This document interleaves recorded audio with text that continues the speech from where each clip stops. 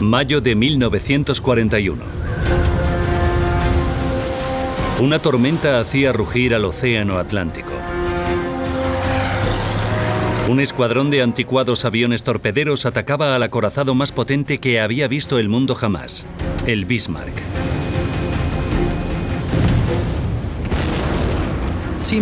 Me parecía increíble ver unos aviones de aspecto tan obsoleto yendo hacia esa montaña de fuego. En juego, el futuro de Europa. Si el Bismarck cumplía con éxito su misión, el sistema de convoyes aliados desaparecería y Gran Bretaña se rendiría. En realidad fue el punto crucial de la Segunda Guerra Mundial.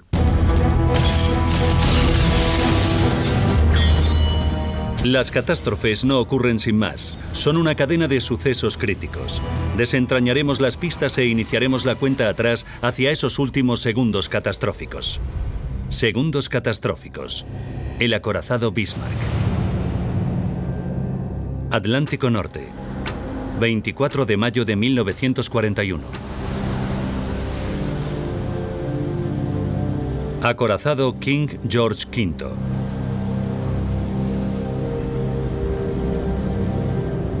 El almirante de la flota británica John Tovill llevaba a cabo la misión más importante de su carrera. Hundir un buque tan potente que amenazaba la mera existencia de Gran Bretaña.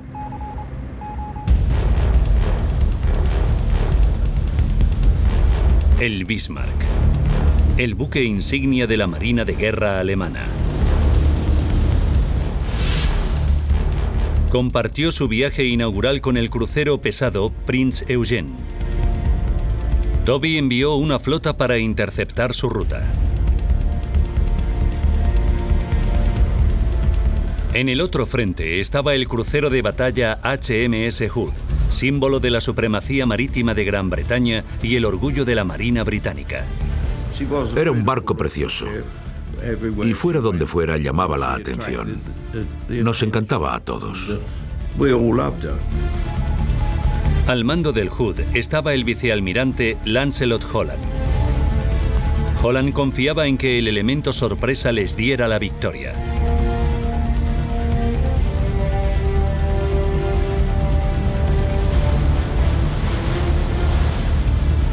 El Bismarck y el Prinz Eugen estaban a 30 kilómetros al norte del Hood.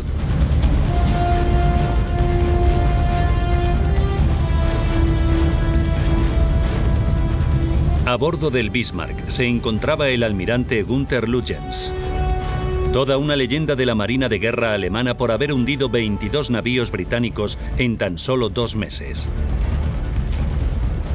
Al amanecer, vio aproximarse al HMS Hood.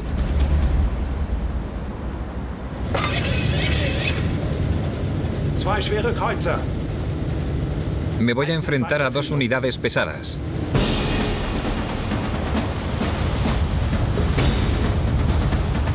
Schnell! Galoppen! Die Lachen! Die letzten Scheiden! Schnell, die Bolzen gallen!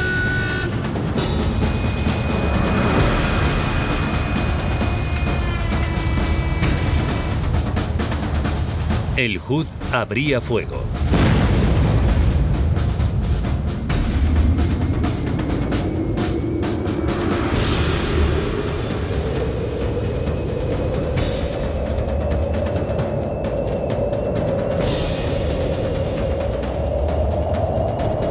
Curiosamente, Lutyens no dio orden de responder al fuego.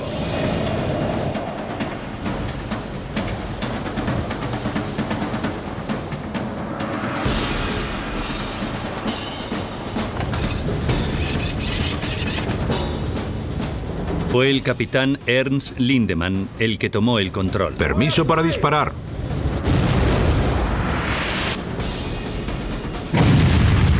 Llovieron proyectiles en el estrecho de Dinamarca. Una salva alcanzó al Hood. Perforó hasta la barbeta.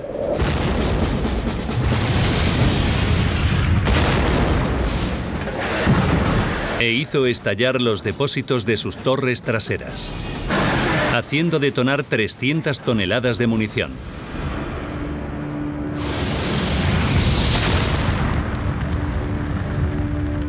La gigantesca embarcación se partió en dos y se hundió en tan solo 2 minutos.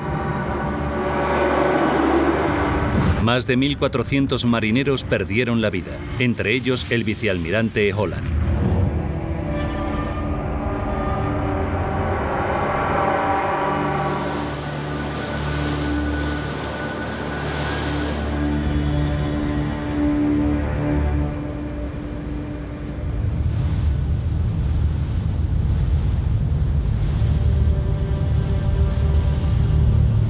El Bismarck siguió navegando.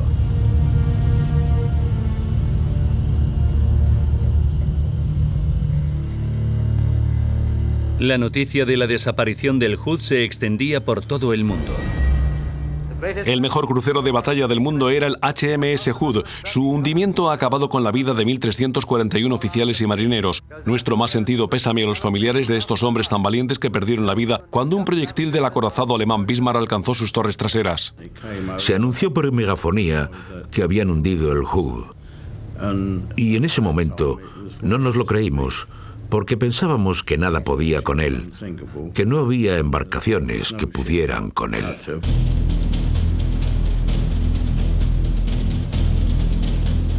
Era un asunto de importancia nacional.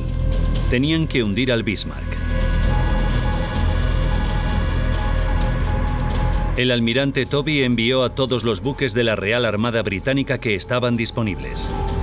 La tripulación se enfrentaba a una tarea de enormes proporciones. Bueno, sabíamos que era un rival imponente y casi todo su equipamiento era superior al nuestro.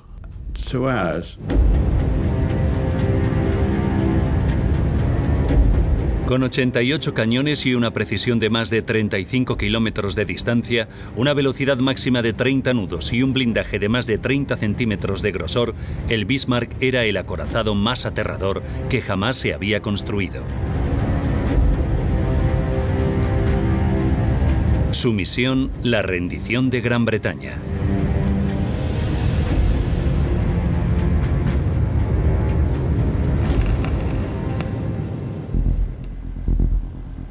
Y su objetivo, los convoyes de la Marina Mercante que llevaban provisiones a Reino Unido. No solo traían aceite, sino contenedores de comida provenientes de aviones estadounidenses, que eran los que nos ayudaban, porque en ese momento estábamos solos. Los británicos sabían que el objetivo del Bismarck eran esos convoyes. Era de suma importancia detenerlo. A bordo del Bismarck, la moral estaba alta. La tripulación celebraba haber hundido el HMS Hood comiendo y fumando.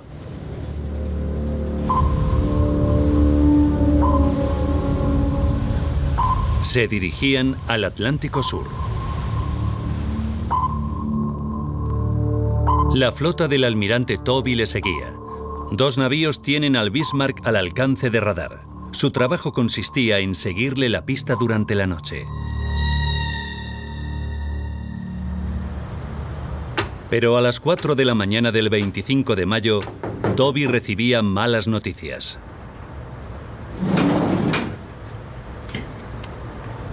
Muy bien, rechazado.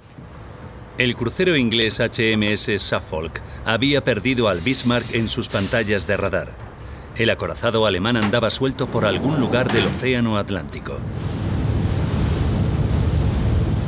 Íbamos a interceptarlo cuando nos comunicaron que habían perdido contacto con él. Había desaparecido y estaba libre. Aviones de observación y acorazados escudriñaban el océano. Pero no encontraban nada.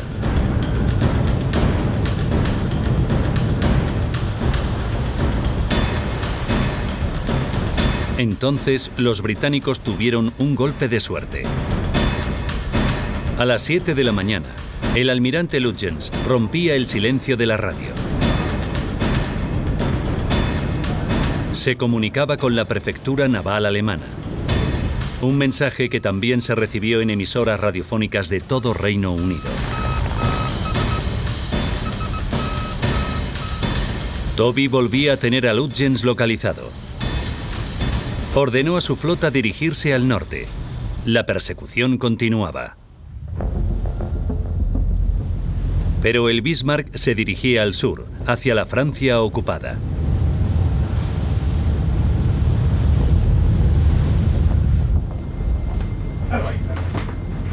Once horas después, la flota británica no había conseguido aún localizarlo. Comprobaron los cálculos. Los ingleses habían cometido un gran error. Navegaban en la dirección equivocada.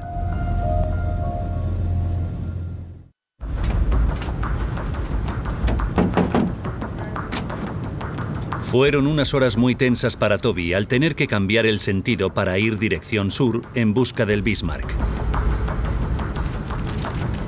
El Atlántico es un lugar muy grande y solitario. E iba a costar mucho trabajo volver a localizarlo. 26 de mayo, 10:31 de la mañana. Un hidroavión llamado Catalina de las Fuerzas Armadas Británicas divisaba el Bismarck. Fue un gran alivio recibir la señal que nos comunicó que el hidroavión Catalina lo había avistado. Toby había localizado con exactitud el navío alemán.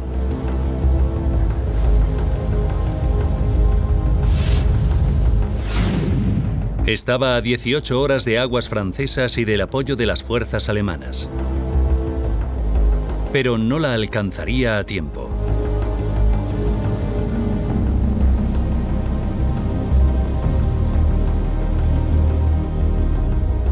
Su única esperanza estaba en una flota que venía del Mediterráneo.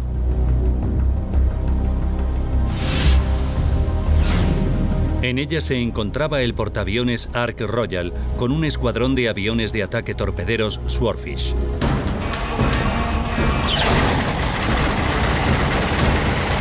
Con el Bismarck a tan solo 14 horas de llegar a un lugar seguro, Toby ordenaba atacar.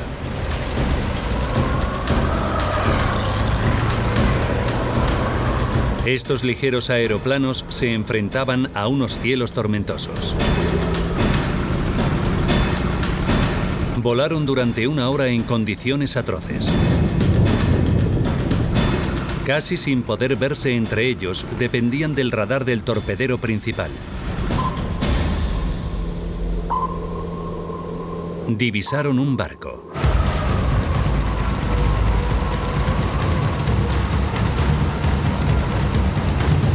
A bordo del crucero HMS Sheffield, George Osborne vio descender a los aviones. De repente, miré hacia arriba y le dije a mi compañero, «Nos van a atacar». Y él me contestó que no fuera ridículo. Sin ser conscientes de ello, los pilotos se dirigieron a uno de sus barcos.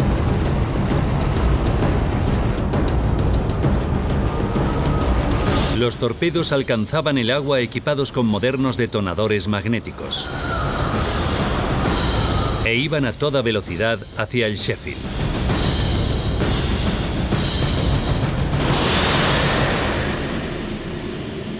Afortunadamente para nosotros, los que nos alcanzaron tenían detonadores defectuosos, por lo que no pudieron explotar.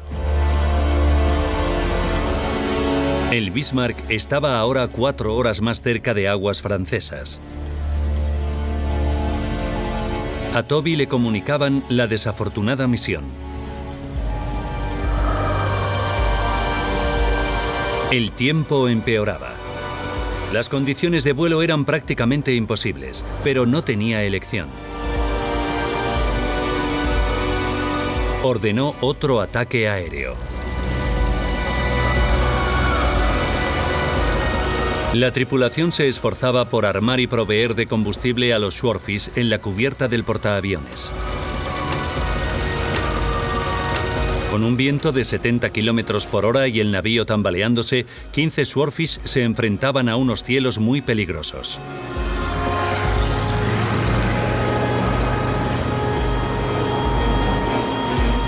El Bismarck estaba a 10 horas de apoyo aéreo. Lo único que Toby podía hacer era esperar.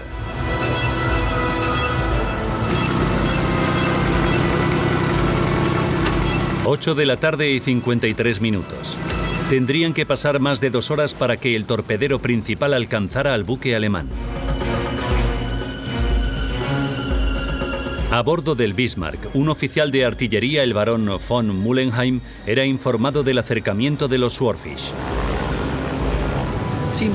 Me parecía increíble ver unos aviones de aspecto tan antiguo y obsoleto yendo hacia esa montaña de fuego. Ken Pattison fue uno de los pilotos ese día. Iniciamos el descenso hasta los 27 metros. Lanzamos los torpedos y cambiamos de trayectoria.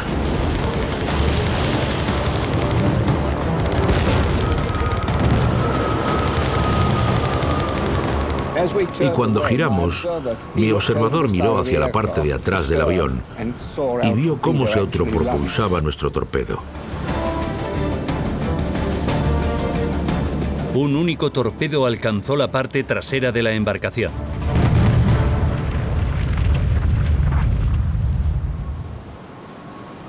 El timón dejó de funcionar.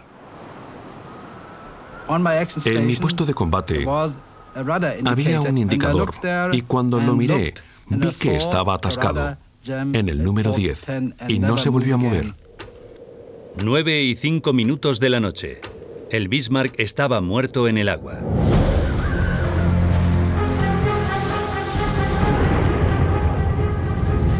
Sus enormes timones habían quedado atascados y no podían ser manipulados por la tripulación. A tan solo unas horas de aguas seguras, el navío alemán era cercado lentamente.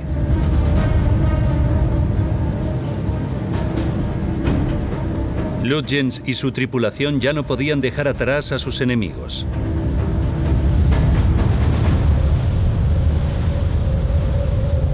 La realidad de la situación era evidente a bordo, por lo que empezó a extenderse la desesperación. Nos sentíamos como si estuviéramos en la mesa de un carnicero y no podíamos hacer nada al respecto. Das deutsche Volk ist bei euch. Und wir werden schießen, bis die Rohre glühen und bis das letzte Geschoss die Rohre verlassen hat. Für uns Soldaten heißt es jetzt, siegen oder sterben.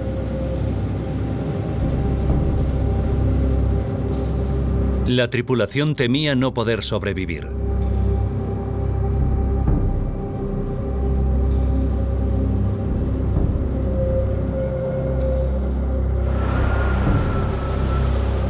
El almirante Toby podía atacar en cualquier momento.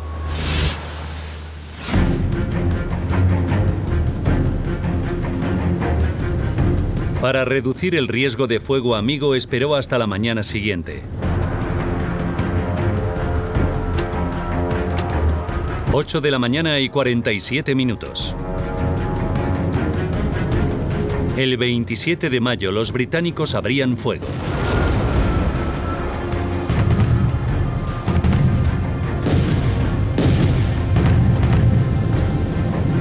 George Bell observó la batalla desde el HMS Dorsetshire. Abrimos fuego a un alcance máximo, como a unas 16 millas náuticas.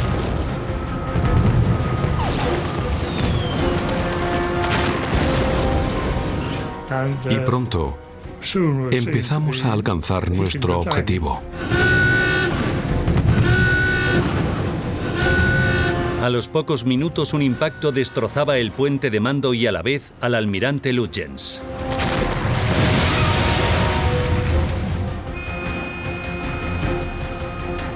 Incluso mutilado, el Bismarck seguía siendo una tremenda amenaza.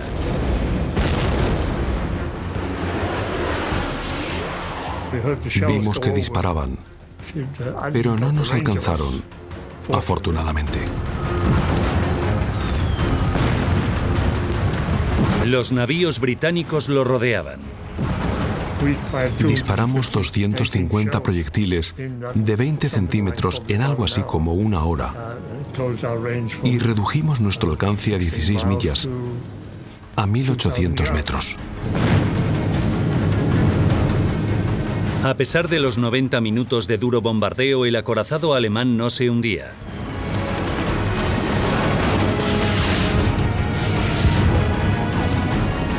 Toby recurrió al Dorsetshire, el único crucero que quedaba con proyectiles. Lanzamos 2 artefactos y uno de ellos alcanzó al Bismarck, pero antes de disparar el segundo, el navío empezó a volcar. 10 de la mañana y 39 minutos. El Bismarck empezó a zozobrar y a hundirse. Y se podía ver la quilla de proa a popa, que era todo el barco, antes de que la popa se hundiera y se dejara de ver la embarcación. El Bismarck había desaparecido en su viaje inaugural. De una tripulación de 2.221 hombres solo sobrevivieron 115.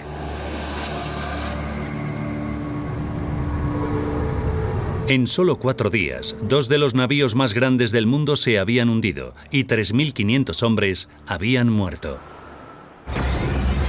Ahora, repasando los acontecimientos de 1941, podremos saber cómo los planes del Tercer Reich de llevar a Gran Bretaña a la rendición se desmoronaron por errores fatales.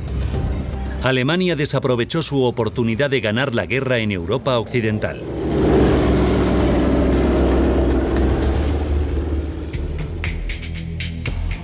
«70 años después, el historiador Andrew Lambert revelará cómo una serie de errores de cálculo por parte de Alemania sellaron el destino del Bismarck.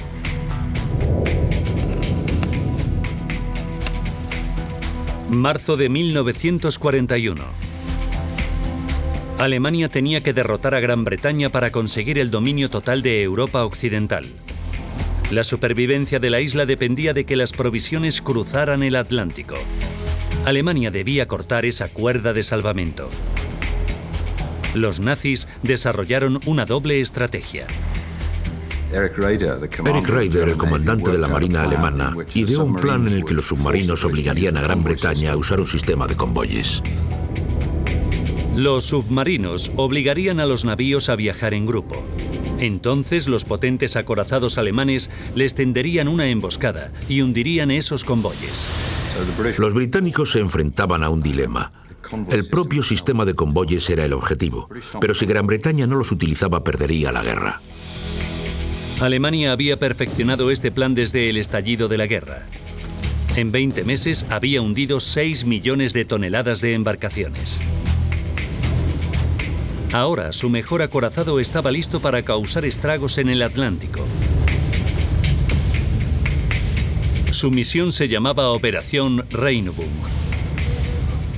El plan original de la Operación Rheinübung era sacar todos los navíos de superficie alemanes disponibles. El Bismarck, el Prinz Eugen, el Scharnhorst, el Gneisenau, los del Admiral Hipper y posiblemente los del Admiral Echer también. Pero antes de iniciar la Operación Rheinübung hubo un grave contratiempo. Casi todos los acorazados alemanes estaban inhabilitados. Por desgracia para ellos, el Scharnhorst y el Gneisenau, sus otros 2 acorazados, acababan de volver de un ataque de convoyes en el Atlántico y habían sido bombardeados en Brest, Francia, por lo que no estaban operativos.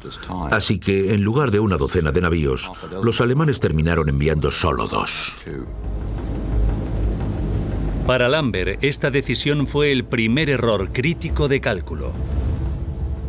Ya que habían planificado una gran operación, los alemanes podían haber sido más listos y haber esperado hasta poder enviar más embarcaciones. Pero la seguridad de los alemanes en su estrategia hizo que actuaran sin ninguna cautela. Solo ese año habían hundido 22 buques aliados. Estaban impacientes. Creían que tenían cerca una victoria total. Una vez en el Atlántico, el Bismarck y el Príncipe Eugen se ocultarían en la inmensidad del océano y hundirían los convoyes por sorpresa. Pero no podían ser avistados alrededor de Gran Bretaña. De nuevo, no creían tener razones para preocuparse. Los alemanes habían llevado a cabo más de media docena de misiones en el Atlántico desde 1939 y en ninguna habían sido interceptados. Por eso estaban muy seguros de que saldrían victoriosos de esta misión también. Otro error de cálculo. Los británicos sufrían la campaña alemana de ataques a sus convoyes y se tomaron la amenaza de un potente acorazado como el Bismarck muy en serio. Si el Bismarck se adentraba en el Atlántico y cumplía su misión, el sistema de convoyes desaparecería y Gran Bretaña se tendría que rendir. Fue el punto crucial de la Segunda Guerra Mundial. El Bismarck, el acorazado más grande de Europa, debía llegar al Atlántico sin ser avistado. Pero Andrew Lambert cree que Alemania subestimó el sistema de espionaje británico. Como habían ocupado tantos países, Dinamarca, Noruega, Francia, Holanda, Bélgica, había mucha gente en esos países que no tenían problemas en pasar información a los británicos. La noticia solo tardó 48 horas en llegar a Gran Bretaña. El Bismarck y el Prince Eugene pararon en Bergen, Noruega, a repostar.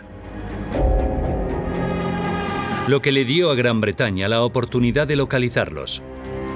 Los británicos estaban totalmente obsesionados con localizar el buque. Sabían que iba de camino, sabían dónde esperarlo y cuando llegó a Bergen no fue ninguna sorpresa. Un Spitfire de reconocimiento se puso justo encima de él y le hizo una fotografía.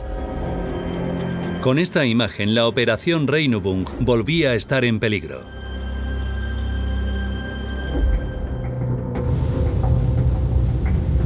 Ignorando que sus movimientos eran conocidos, el almirante Lutyens se centraba en avanzar sigilosamente por el Atlántico.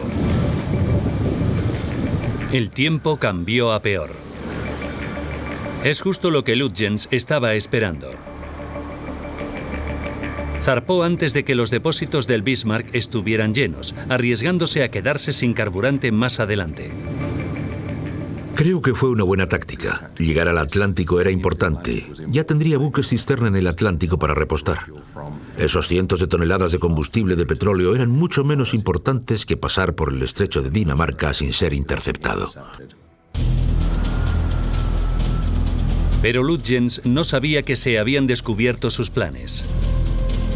Iba directo a una emboscada que le tendería el HMS Hood. Ahora era posible poner en marcha un plan que asegurara una intercepción a cualquier lado de Islandia. La intercepción del Bismarck cuando intentara llegar al Atlántico era exactamente el objetivo de los británicos.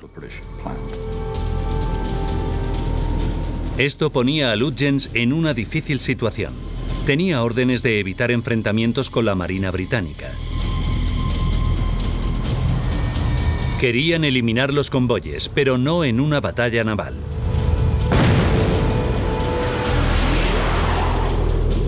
Cuando el Hood atacó, Lutyens no sabía qué hacer. No respondió al fuego. Estaba minado por un oficial de menor rango, el capitán del barco Ernst Lindemann. Jan Vitt ha encontrado pruebas de la fricción que había entre ellos. Hay que tener en cuenta que veían la operación desde diferentes puntos de vista. El capitán del barco es responsable de las tácticas. Por tanto, Lindemann pensaba tácticamente, mientras que el almirante tenía que pensar estratégicamente. Lutyens se centró en seguir las órdenes. Lindemann se centró en el futuro inmediato del buque. Tomó la insólita decisión de hacer caso omiso a su superior. Así que, al final el capitán Lindemann ordenó abrir fuego con las palabras: "No consentiré que disparen a mi nave bajo mi culo".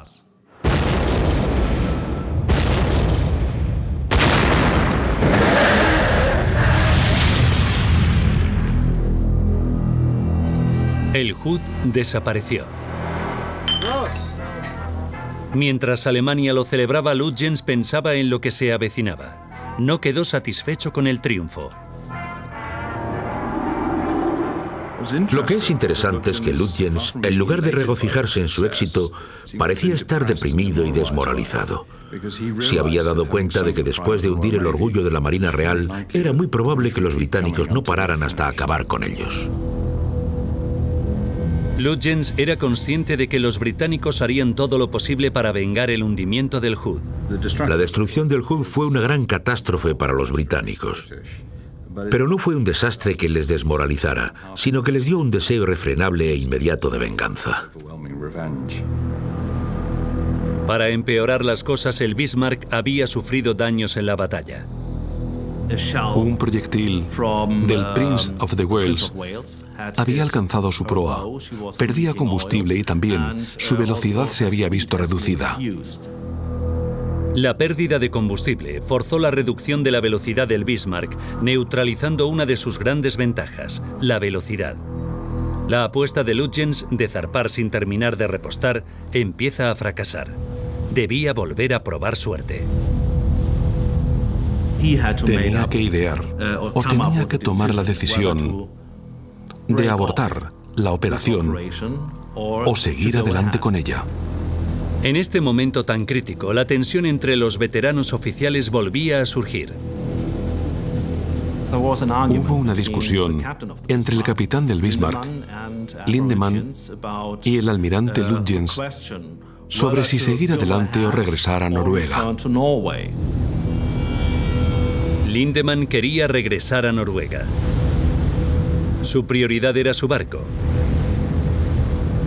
Lutyens pensaba en una misión aún más grande. Si el Bismarck podía llegar a la Francia ocupada, podría ser reparado y prepararse para atacar a los convoyes británicos.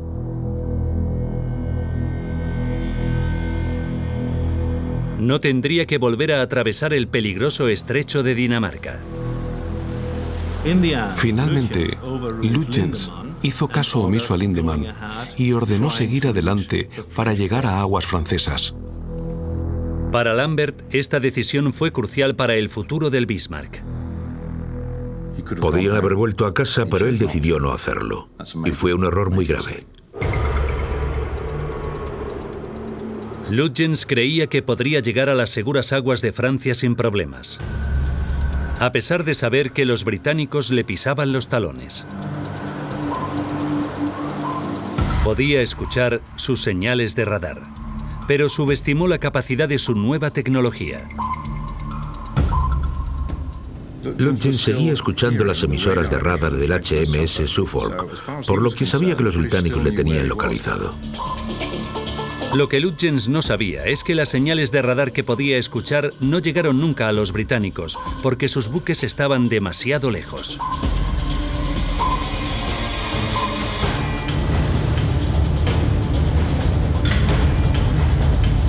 A las 3 de la mañana del 25 de marzo, las embarcaciones británicas perdían el contacto por radar.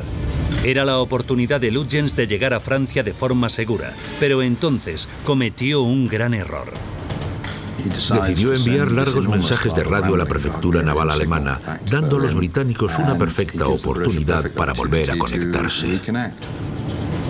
Curiosamente, a pesar de haber escapado, Lutyens contactó con Alemania para comunicar su preocupación sobre la situación. No estaba eufórico, pero tampoco estaba pomposo. No estaba triunfante, estaba deprimido. Los británicos siguen ahí, vienen a por mí, me van a localizar y me van a hundir. Cuando Lutyens hizo esta llamada, estaba a 1 hora de distancia de la flota británica. Estaba fuera de peligro. Si no hubiera enviado ese mensaje, los británicos habrían tenido muchas dificultades para localizarlo. El error de Lutyens era grave.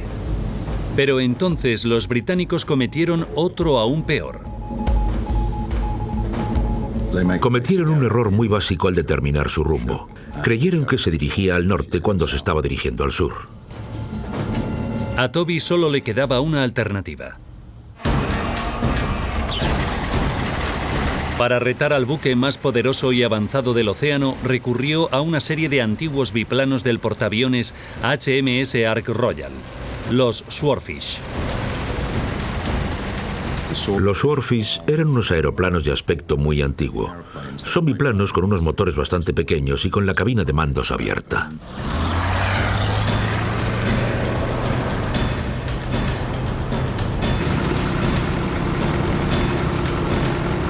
Pero esta enorme diferencia de tecnología entre el buque y el avión fue el gran triunfo de Gran Bretaña. Los potentes cañones antiaéreos del Bismarck eran demasiado avanzados para estos anticuados aviones. El oficial de artillería alemán comunicó que sus baterías antiaéreas no podían alcanzar a los Swordfish.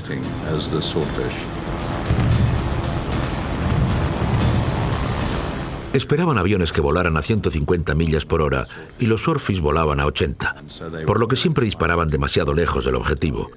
Así que pudieron ocasionar muy pocos daños a los aviones torpederos y no derribaron ninguno. Lanzaron muchos torpedos.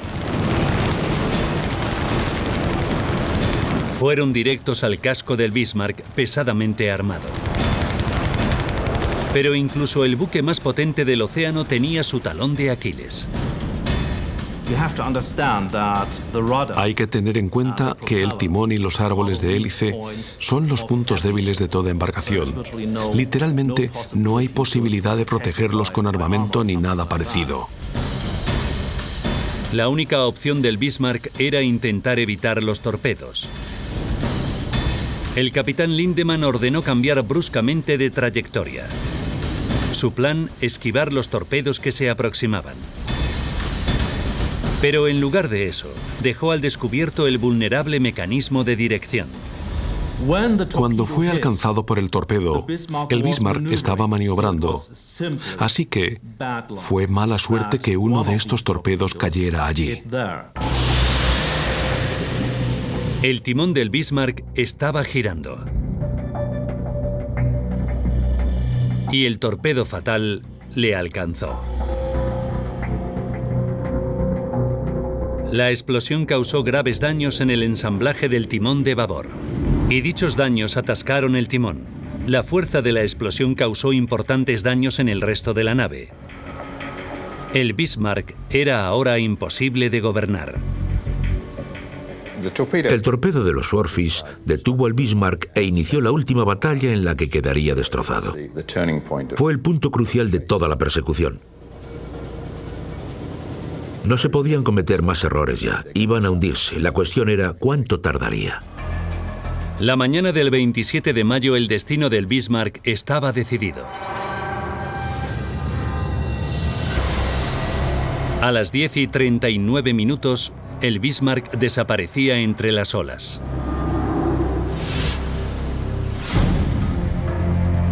Su primera misión había durado poco más de una semana. Había hundido al crucero de guerra más grande de Gran Bretaña y esquivado todos los radares enemigos. Pero el acorazado más avanzado del mundo fue derrotado por unos aviones lentos y anticuados.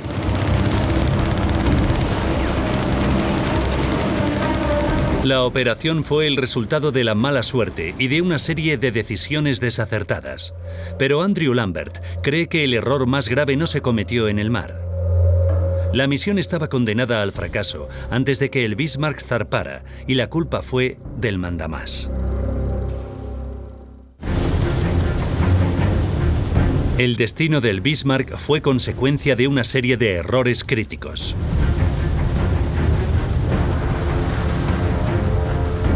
...19 de mayo... 8 días para el desastre. Comenzaba su misión sin la flota que en principio iba a acompañarle. Al día siguiente, el sistema de espionaje aliado destapaba el secreto de la operación. No llenó del todo sus tanques de combustible en Bergen.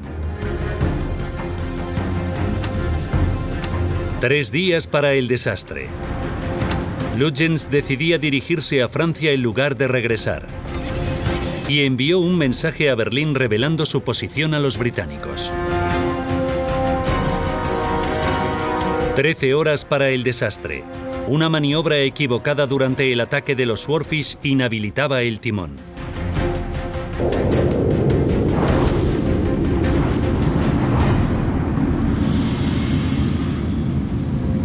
10:39 del 27 de mayo. El Bismarck se hundía. Para Andrew Lambert, la culpa del fracaso de la misión no la tuvo el almirante Lutyens. Va mucho más allá. Y culpa al propio Führer. La intervención de Adolf Hitler en la misión del Bismarck fue relativamente limitada. No estaba realmente interesado en la Marina. No estaba interesado en esta parte de la guerra. Hasta entonces, la guerra de Hitler se había centrado en conseguir una supremacía total en Europa. Los británicos eran los únicos supervivientes del oeste. Estaban solos. Rusia y Estados Unidos todavía no participaban en la guerra. Mientras Alemania salía victoriosa en tierra, Gran Bretaña luchaba muy duramente en mar y aire. La Marina de Guerra alemana creía que si conseguía controlar el Atlántico, Gran Bretaña se rendiría. El Bismarck era perfecto para esta estrategia. El Bismarck fue el acorazado más grande que jamás había construido Alemania desde la Primera Guerra Mundial, por lo que evidentemente era muy importante para el país y su identidad. Era un símbolo de la Alemania nazi. Pero aunque Hitler reconocía la necesidad de potentes buques como el Bismarck, no se sentía cómodo en conflictos navales. Hitler nunca entendió el océano. No era un hombre de mar, después de todo era austríaco.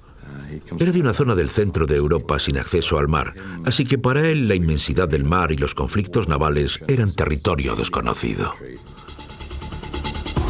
Y en este momento de la guerra, derrotar a Gran Bretaña no era su objetivo principal. Hitler estaba concentrado en el este. Su objetivo era invadir Rusia. Para Alemania, el acontecimiento de mayo de 1941 no fue la batalla del Atlántico, sino la Operación Barbarroja. Hitler estaba totalmente obsesionado con reunir un enorme ejército que consiguiera invadir la Unión Soviética a finales de aquel año. Si Hitler invadía Rusia, estaría combatiendo en dos frentes, este y oeste. Su ejército estaría dividido y sería más débil. Quería cerrar el frente occidental. La Marina de Guerra alemana creía que el Bismarck era la solución. La mejor manera de hacer que los británicos dejaran de luchar era destruir sus sistemas de convoyes. Así que la Marina fue capaz de venderle el proyecto a Hitler en un momento en el que podría resolver el mayor problema, una guerra con dos frentes. Se dio luz verde a la Operación Regenbogen. Para demostrar la potencia de sus nuevos buques de guerra, su misión empezó sin autorización de Hitler. Pero el verdadero problema para el Bismarck fue que la atención de Hitler estaba centrada en Rusia. Y el apoyo a la operación necesitaba centrarse en otro lugar. Las autoridades nazis, aparte de la Marina, se centraban en el este. No les interesaba el oeste. La operación Regenbogen no tendría el apoyo aéreo que solicitó, no iba a formar parte de otras operaciones. Por tanto, el Bismarck operaba con muy poco apoyo, incluso de la fuerza de submarinos. Gran Bretaña había controlado todo un imperio gracias a su dominio de los mares. Pero Hitler no tenía esos conocimientos. El Bismarck zarpaba con escasos apoyos.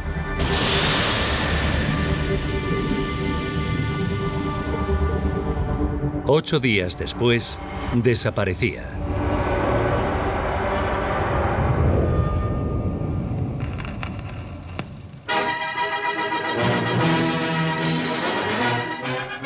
Y al día siguiente se comunicó la gloriosa noticia de que el Bismarck se había hundido. En cuanto Churchill anunció el hundimiento del Bismarck en la Casa de los Comunes, hubo un enorme alivio. Fue el peor momento de la Segunda Guerra Mundial para Gran Bretaña. Y la destrucción del Bismarck era totalmente crítica para una victoria general aliada. Esa semana de mayo de 1941 fue fundamental en la Segunda Guerra Mundial. Si el Bismarck hubiera logrado su objetivo y Gran Bretaña se hubiera rendido, no habría sido posible la liberación angloamericana de Europa. Cuando el Bismarck se hundió, los alemanes perdieron la oportunidad de ganar a Gran Bretaña y, en definitiva, de ganar la guerra.